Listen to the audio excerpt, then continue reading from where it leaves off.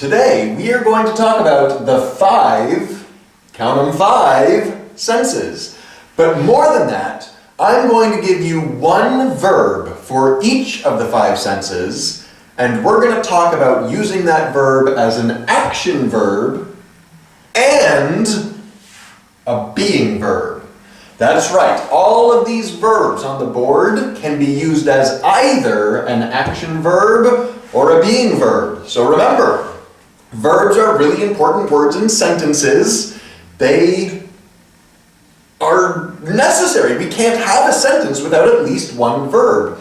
But verbs act differently. Action verbs tell you that the subject, the noun that is the subject of the sentence, it tells you what that subject is doing. However, being type verbs, which might also be called helping verbs or linking verbs, but the most common of those is the be verb, these kinds of verbs, the subject isn't doing anything. They just connect more information, usually an adjective or some sort of adjective idea, to the subject, just to give you more information about the subject. So, hopefully you know what your five senses are. If you don't, I have them here. We have your sense of sight, your sense of hearing, your sense of smell, your sense of taste, I'm not going to show you my tongue, and your sense of touch. All of these senses are important for you to get information from the world. And remember that language, grammar, English, or any other language is the way that you communicate that information to other people. So using your five senses is really important when it comes to your speaking and your writing. And it will also help you with your reading because, well, that's how we imagine to sense fictional worlds, pretend worlds, or just things we read in books or magazines. So let's look at these five verbs that we're going to talk about today. The first one is look. So if I want to use look as an action verb, then I have to be doing the action. I have to look at something. So I can look around the room. That's me doing something, okay? So that would be look as an action verb. But I can also use look as a being verb. I can say, you know what? That sandwich over there, it looks rotten. So maybe I can't smell it yet, maybe I don't know, but I can look and I'm not saying the sandwich is looking at rotten, that doesn't make any sense. I'm saying the sandwich could be rotten.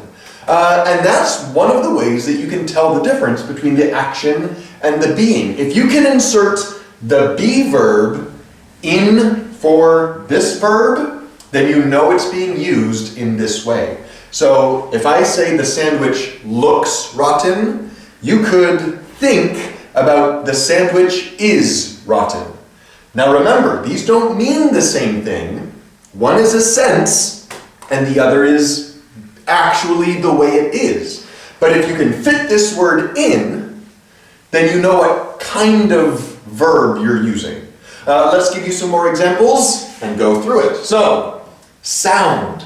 This one we don't often use as an action verb, but you might find it. I could say, the TV sounds out a melody. Maybe I'm watching a music station. I could say, the cymbal sounds, and I could stop right there. And that just means that something is making noise. Again, you won't come across this as an action verb very often, but it's possible.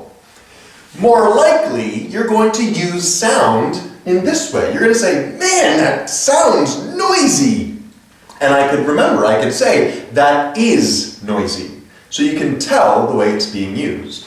Our next one is smell, right? I can say, oh, that tea smells delicious. Now, which one am I doing? You saw me doing the action, but I'm actually describing the tea. That was the be. I can say, I smell the tea, and now it's an action. So I smell the tea, Oh, and it smells delicious. Okay? Taste. Same thing. I might taste some candy and go, oh, that tastes sour. Some students really like sour candies. I'm not a big fan of the sour. Ugh, just makes my mouth go all weird. I'm describing the taste of the candy. And again, I could say, it is sour. Or I could say, I taste the candy. Okay, in which case I am actually doing the thing. Now, last one is feel.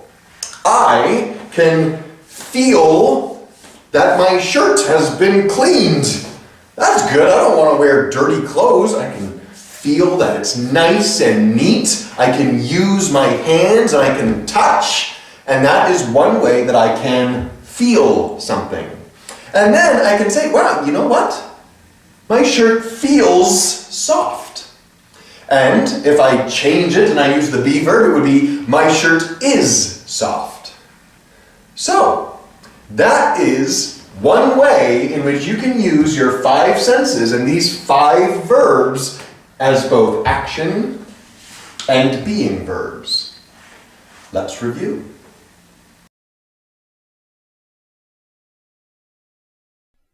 Action or being 1. The 5 senses. Why are verbs important?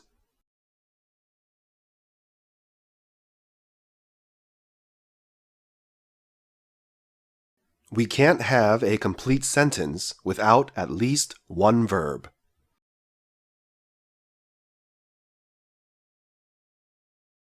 What do action verbs do?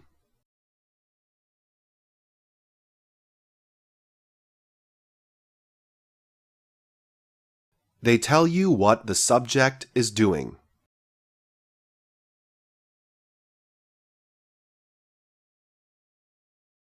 What are being verbs?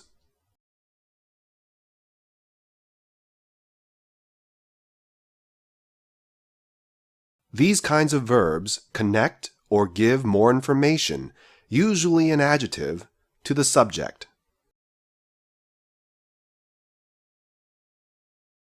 What are the 5 senses?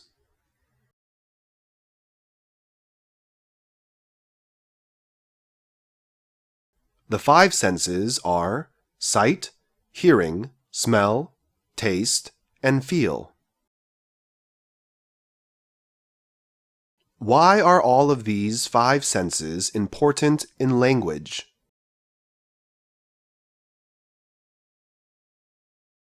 All of these senses are important for us to get information from the world.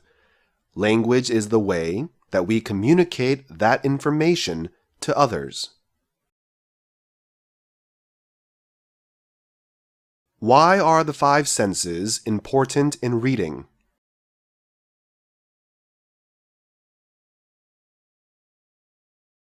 Using the 5 senses is how we imagine to sense fictional and imaginary worlds.